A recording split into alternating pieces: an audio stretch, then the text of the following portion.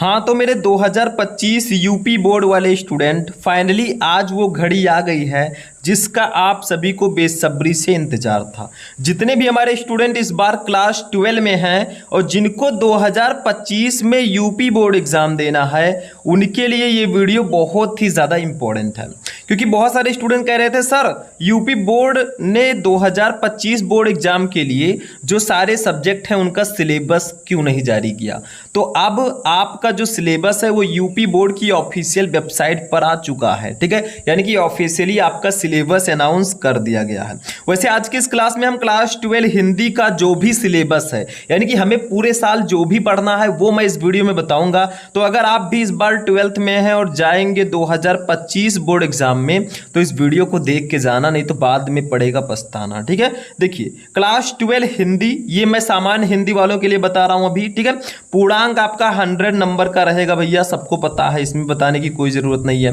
अब सबसे पहले आपका हिंदी का पेपर 2 खंड में होता है, एक खंड का और दूसरा खंड खा। ये सब छोटी छोटी बातें हैं जो आपको ध्यान रखना है।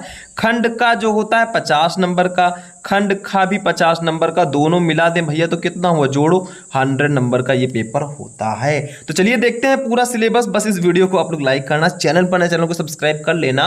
और अगर आप लोग चाहते हैं कि ऐसे ही मैं सारे सब्जेक्ट का सिलेबस लेकर आऊं, तो जिस सब्जेक्ट का चाहिए कमेंट बॉक्स में बता देना, सर मुझे इंग्लिश का सिलेबस चाहिए, मैं आपको सिलेबस प्रोवाइड करा दूंगा। देखिए सबसे पहले खंड का की बात करेंगे। अंक 50 नंबर का आपका खंड का भी रहता है, ठीक है। खंड का ये भी 50 नंबर का रहता है। तो इसमें क्या क्या होता है, वैसे मैं अगर मोटी मोटा बात करूं तो 10 नंबर का बहुविकल्पीय प्रश्न होगा, 10 नंबर का गद्यांश होगा, 10 नंबर का पद्यांश होगा, ठीक है। 10 नंबर का जीवन परिचय होगा, 5 नंबर का कहानी, 5 नंबर का खंड काव्य, टोटल 50 नंबर हो गया। लेकिन मैं स्टेप बाय स्टेप बताऊंगा। देखो सबसे पहले आपका रहेगा हिंदी गद्य का विकास, मतलब हिंदी गद्य साहित्य के बहुविकल्पीय प्रश्न आपको दिए जाएंगे, ध्यान से समझना। देखिए हिंदी गद्य का उद्भव एवं विकास, शुक्ल युग, शुक्लोत्तर युग, हिंदी गद्य की प्रमुख विधाएं, निबंध, उपन्यास, कहानी, आलोचना, इन सबसे रिलेटेड 5 बहुविकल्पीय प्रश्न दिए जाएंगे। देखो 5 नंबर के, देखो 1 into 5 लिखा है, यानी कि 5 क्वेश्चन 5 नंबर के, ठीक है। समझ में आ गया। अब ऑब्जेक्टिव क्वेश्चन जो मैंने बताया है पढ़िए, आप लोग सर्च कीजिए class 12 Hindi important objective question, Shubham lecturer, आपको क्लास मिल जाएगा और टेंशन मत लीजिए, अभी आपका भाई जिंदा है, आगे आगे हम आपको क्लासेस देते रहेंगे। दूसरा काव्य साहित्य का इतिहास। देखिए एक हिंदी गद्य साहित्य के इतिहास से 5 नंबर का बहुविकल्पीय प्रश्न आएगा ये, और काव्य साहित्य के विकास से भी 5 नंबर का बहुविकल्पीय प्रश्न आएगा। इसमें क्या क्या रहेगा, आधुनिक काल, भारतेंद्र युग, द्विवेदी युग, छायावाद, प्रगतिवाद, नई कविता इत्यादि, इन सब से रिलेटेड क्वेश्चन रहेंगे।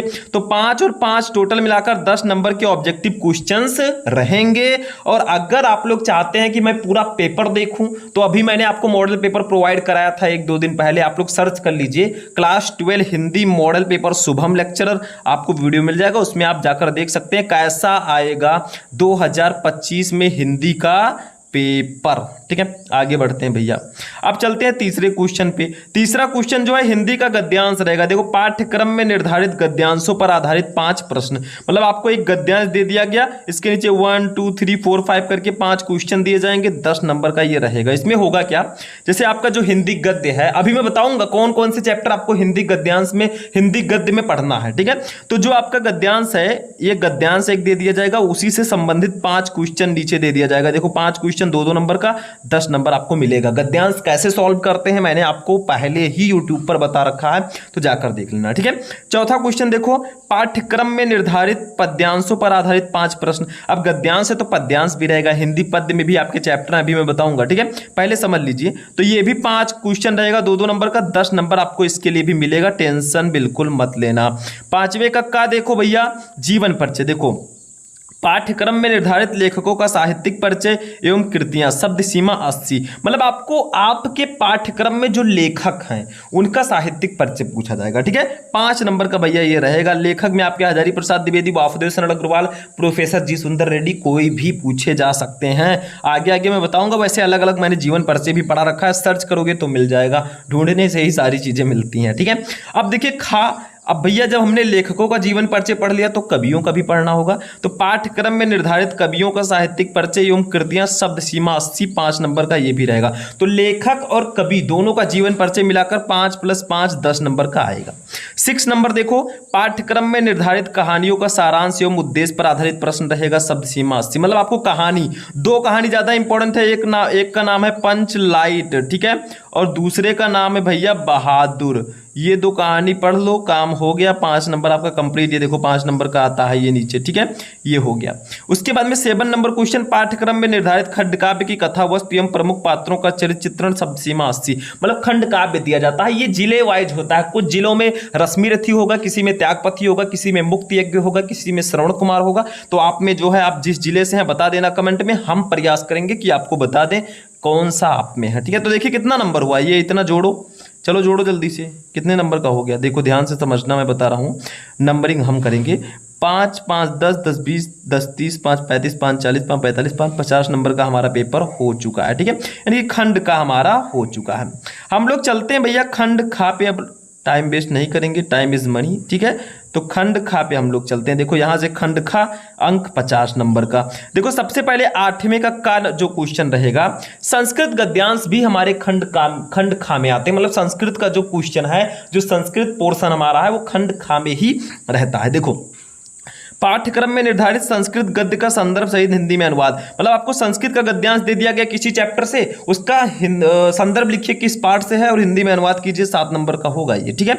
खा देखो, पाठ्यक्रम में निर्धारित संस्कृत पद्य का संदर्भ सहित हिंदी में अनुवाद, 7 नंबर। मतलब हिंदी संस्कृत का जो गद्यांश पद्यांश है वो 7 नंबर का आएगा।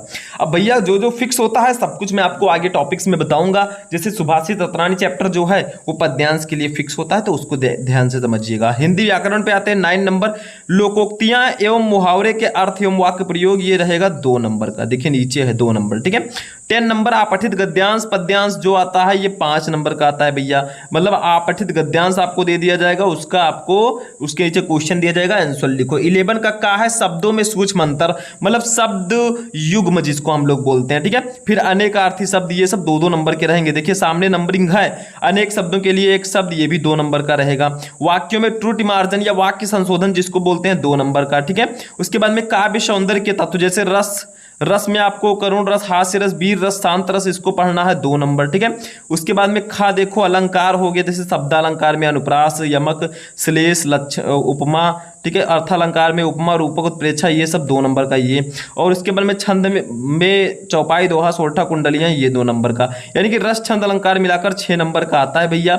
मैंने तीनों को एक वीडियो में पढ़ा रखा है, आप लोग सर्च करेंगे रस, छंद, अलंकार, शुभम लेक्चरर, आपको क्लास मिल जाएगा, ठीक है। 13 नंबर क्वेश्चन, पत्र लेखन आएगा, पत्र लिखना होगा भैया, लेटर, ठीक है। निम्नलिखित में से किसी एक पर, जैसे आपको दिया जा सकता है नियुक्ति आवेदन के लिए पत्र, बैंक में किसी व्यवसाय के लिए ऋण प्राप्त करने हेतु पत्र दिया जा सकता है, अपने नगर या गांव की सफाई हेतु संबंधित अधिकारी को प्रार्थना पत्र, किसी पर भी दिया जा सकता है भैया। ये 6 नंबर का रहता है, ये 6 नंबर ये पत्र का, ठीक है। निबंध भैया आते हैं, निबंध में जैसे विज्ञान, वाणिज्य, शिक्षा, कृषि, सामाजिक एवं राजनैतिक चेतना पर आधारित जनसंख्या, स्वास्थ्य, शिक्षा व पर्यावरण से संबंधित निबंध आ सकता है। मतलब ये सब टॉपिक हैं, इन सब टॉपिक से आ सकते हैं। 9 नंबर का निबंध रहेगा। बस हमारा 50 नंबर का ये भी खंड हो चुका है। टोटल अगर देखा जाए तो 100 नंबर का हमने देख लिया कि कैसे क्या आएगा। लेकिन अब हम बात करते हैं कि जैसे हिंदी का गद्यांश है, हिंदी का पद्यांश है, इसमें कौन कौन से चैप्टर हमें पढ़ने हैं, ठीक है। चैप्टर जानना भी जरूरी है। देखो पाठ्य वस्तु, सामान्य हिंदी विषय के लिए निम्नलिखित पाठ्य वस्तु का अध्ययन करना होगा। जैसे पुस्तक का नाम देखो, गद्य हेतु निर्धारित पाठ्य पुस्तक, इसमें लेखक का नाम वासुदेव शरण अग्रवाल, फर्स्ट चैप्टर राष्ट्र का स्वरूप इनका चैप्टर होगा। दूसरा डॉक्टर हजारी प्रसाद द्विवेदी, इनका चैप्टर है अशोक के फूल, ये पढ़ना होगा। तीसरा डॉक्टर एपीजे अब्दुल कलाम, इनका है तेजस्वी मन के संपादित अंश, ठीक है।